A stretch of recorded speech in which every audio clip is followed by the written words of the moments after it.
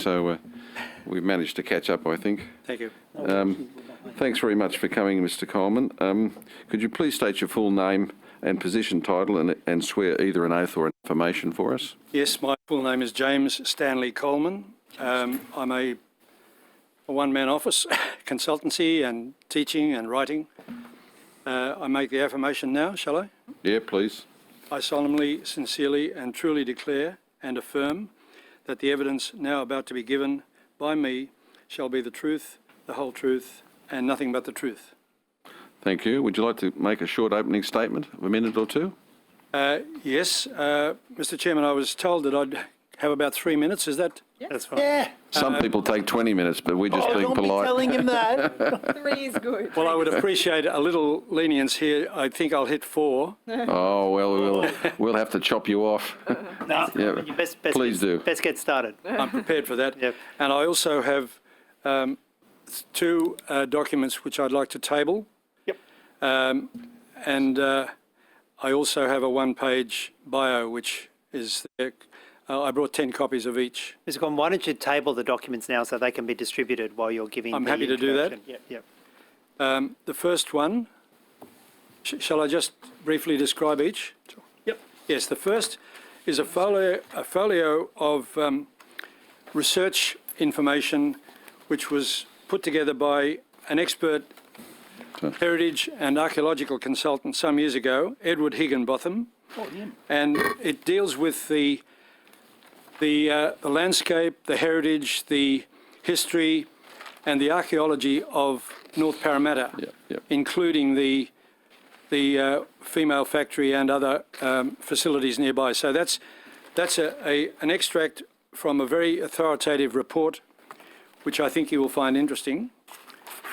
The second handout, entitled Images to Accompany Presentation, contains graphic material which I produced myself, either with my own hands or using photocopies and that sort of thing.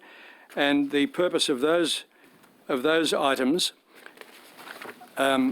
essentially to give you an idea of what the challenge for urban planners and designers is as we look at North Parramatta today.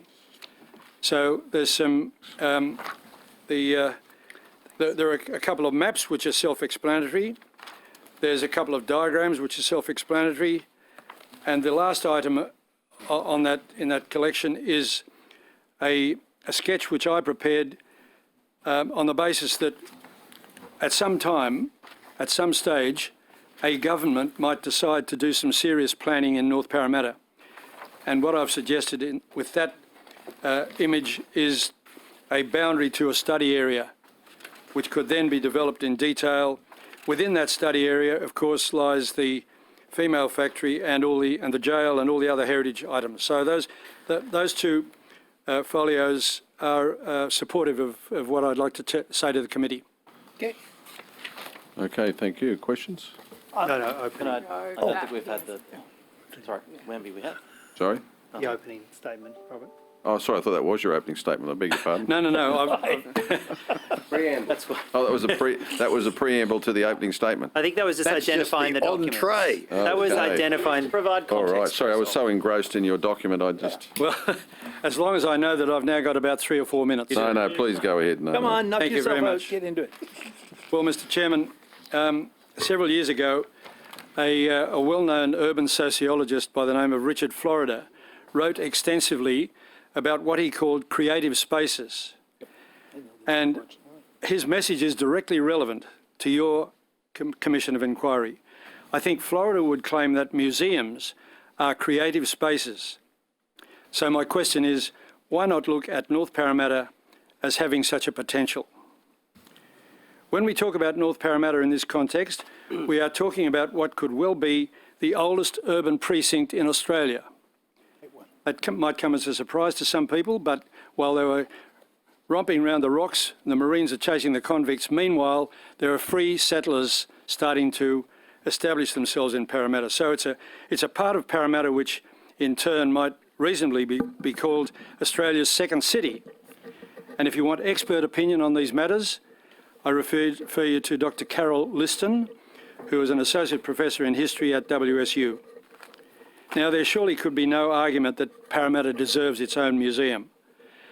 I say that within the area generally known as North Parramatta will be found an opportunity to create one such, a unique riverside museum campus and cultural hub.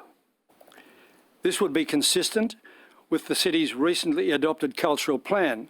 I don't know whether you're aware of that document, but a year or two ago, the community of Parramatta produced a cultural plan, and they argue strongly for something such as what I have in mind. A civic enterprise like this would focus on Parramatta's Indigenous and post-colonial history.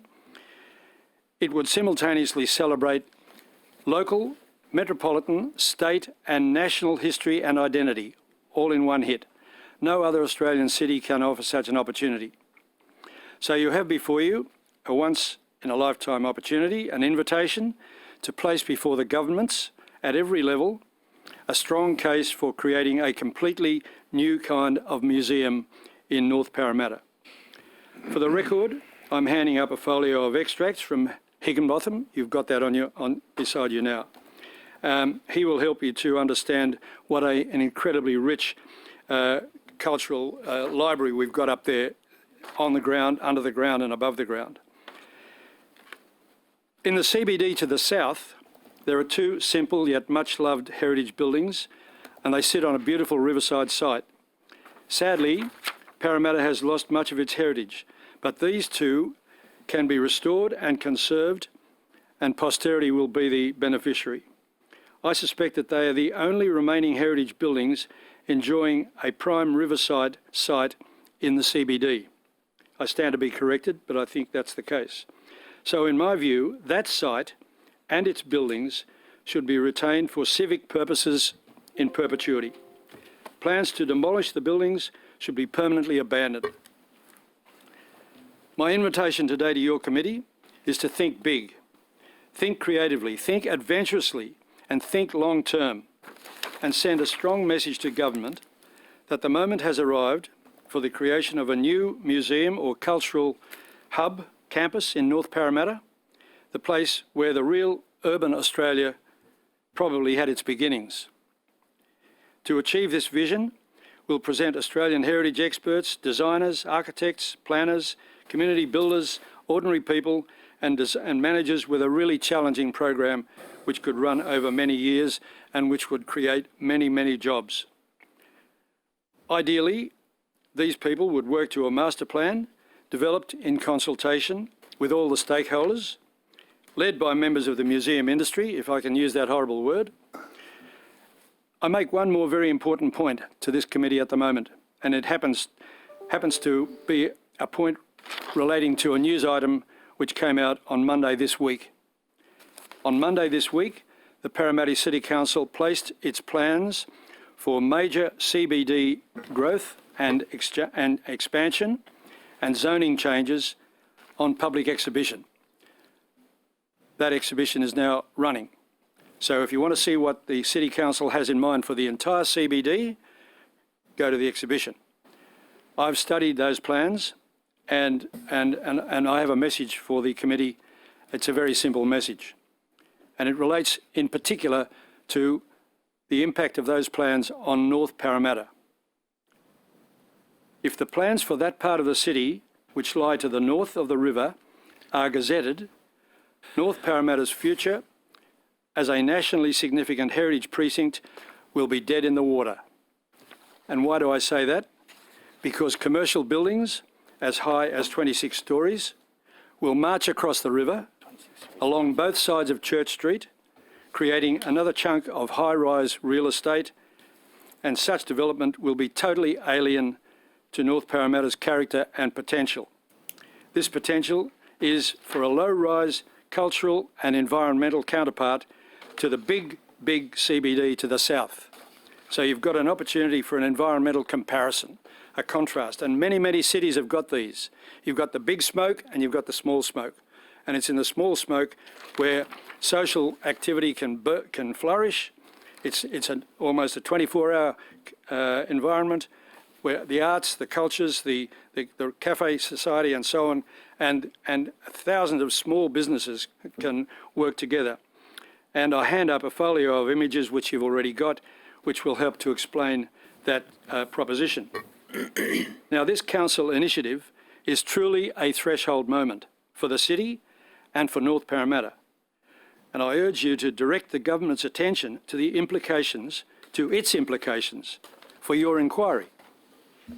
There is an opportunity for a courageous government to serve the public interest here, to kill two birds with one stone, so to speak, by intervening in the council's plans for North Parramatta. By that I mean state government says you can have what you want south of the river, but north of the river we've got to put it on hold until there's a proper study and plan done. Such a plan has never been prepared for North Parramatta, despite what the council will tell you. A zoning plan is not a proper urban plan. So put on hold the proposals for North Parramatta, and at the same time that will offer this area a new future for a new kind of Parramatta's a cultural heart for the city, its own left bank, its own Latin Quarter. Thank you for your time. Mr. Colman. Mr. Colman, so are you proposing that the Powerhouse Museum be in or around what we call the Fleet Street precinct, the female factory precinct in North Parramatta? Well, first of all, I believe that the existing Powerhouse building should stay where it is. I believe that much of its collection should stay where it is. But there is a huge collection we haven't seen. A lot of it's in storage. I think some of that could be decanted to what I'm talking about is a new museum campus in North Parramatta. Now, is that compatible with the proposal for World Heritage listing of the female factory? I think it is, yes, yes. Well, take me through that. How can that be navigated? Because bear in mind, I've been to the Forbidden City in Beijing, which has World Heritage listing, and in the middle is a Starbucks. So I do understand that you can have commercial activity and World Heritage That's listing. not the best part of the... Well, you told me it was when you were there. I went there in 1989. You spoke about it at I went there in length. 1989. Order. Please direct questions. Anyways, to my point is, witness. can World Heritage status for the female factory, is it compatible with the Powerhouse Museum being in this area? Well, I'm not a museum expert, but I know something about World Heritage. I do not think that a World Heritage listing would in any way inhibit the use of parts or all of that estate if it was a public endeavour and if it was in the public interest. If you're going to allow Disneyland to come in and put up a makeshift copy of, the Taj Mahal, forget it. But World Heritage listing is it's a reputable path for distinction at the heritage level in global terms. So I was actually out there on Monday walking around the site looking at the female factory. So where would you actually propose where would it be in relation to the jail? I think it would be to the south of the jail, and when we talk where would it be, I don't have in my Parramatta mind Powerhouse, a single building. I see a collection of buildings. Some might be new buildings on existing vacant land. Others would be recycled existing buildings. There's a lot of rather very ordinary, almost trashy little utilitarian buildings out there which could well go. But there are also a collection of buildings that have a second life. So Can I just ask a quick follow-up? I just wanted to draw you out a little bit in terms of why the vision that you've described, which sounds good, is preferable to the proposition of putting the Parramatta Powerhouse in the government's proposed location on the river. I just wanted, in terms of your expertise as a town planner, what are the benefits that the proposal to put it on the Fleet Street site have that aren't able to be realised in the where it is currently proposed? right. Well, the CBD site, first of all, it's very small. And access for large crowds of people and for vehicles will be always a trying proposition. And as the CBD grows, with more and more high-rise, there'll be more and more congestion and so on. And from an architectural point of view, I don't think a well-designed museum is a happy neighbour to commercial towers. Second point is that in the North Parramatta area, there's room to grow.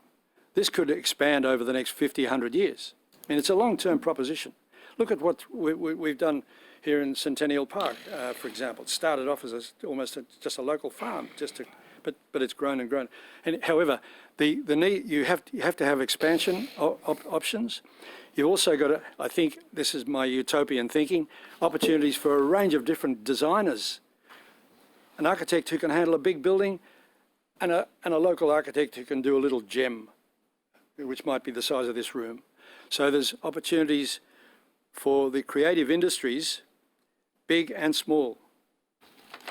And furthermore to that, there's an existing landscape. It's a fascinating landscape out there.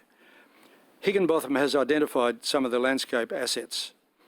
And when I say assets, they are almost listed items, you know, in a heritage list. So there are trees that have been planted there for nearly 200 years, as well as all the other landscaping. Third, access to the river. The city site, access to the river is very tricky and it's very limited. In the case of North Parramatta, you've got a continuous riverbank. You can hop over the river to Government House and the Domain and the Parramatta Park. So it has this flexibility, if you like, and plus the environmental charm of a riverside setting. I could go on and on, but Yeah, no, Mr. Colman, one of the set of documents are your images documents, images to accompany the presentation. And Yes. the first one of that is the Parramatta City Centre Vision 2007. And is that a vision that you think you still see merit in, where the bulk of the development is on the southern side and the north side has the sort of low-rise spine, but otherwise low-rise development? yes, I was astonished when I found that image in a council document. And my inquiries led me to the conclusion that in the year 2007, the City Council, the elected council, had this in mind. Now, something has happened since then. There's been huge commercial pressures and push by developers and so on to get real, turn that old CBD into a modern CBD. So something has happened which has effectively put that image on the back burner. But it gives you a good idea of what could happen if we go down the path of restricting CBD growth to the south and looking at the northern sector as a completely new blackboard, if you like, where we can draw new things, we can create new sorts of buildings and so on. So it's a nice little reminder of what was in the mind at 2007 and what it could be the flavour of the future. And do I understand it that you say maintaining that vision of a low-rise development on the north is the best way of ensuring the integrity of the heritage precinct that wraps all the way around the riverbank there on the north?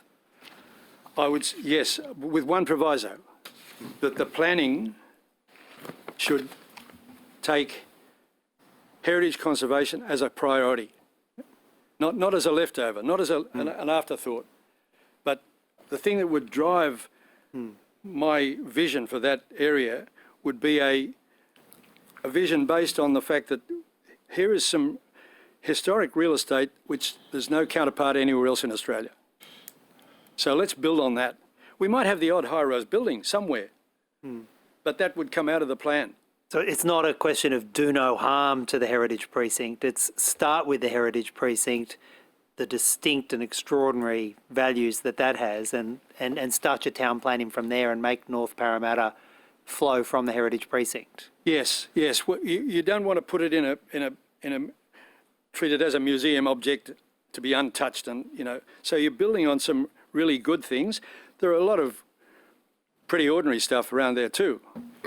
So you're looking for the gems and you build on those. And in the context of this inquiry, one of the great linchpins for that sort of heritage-led revival of North Parramatta could be an extraordinary world-class museum. That would be a great linchpin. Absolutely, yes, yes. If I could just say, it would be a museum which would be close to all sorts of other things that relate to the core job of the museum. And going back to the earlier question about the city centre site, you can't do that there. Well, just like the powerhouse relates to a powerhouse, something extraordinary in Parramatta could relate to the heritage fabric that it's built in and around in Parramatta. Yes, I think you're right. I understand. I just wanted to ask a question. I mean, I think my colleague, Mr. Secord, touched on it. He did. The idea Got a very that- light touch, Mr. Secord. Does. The idea that there would be there would need to be some development of the site at North Parramatta in order to realise this vision. That sits alongside very historic buildings that, you know, would seek to be even World Heritage listed alongside the heritage status they already have.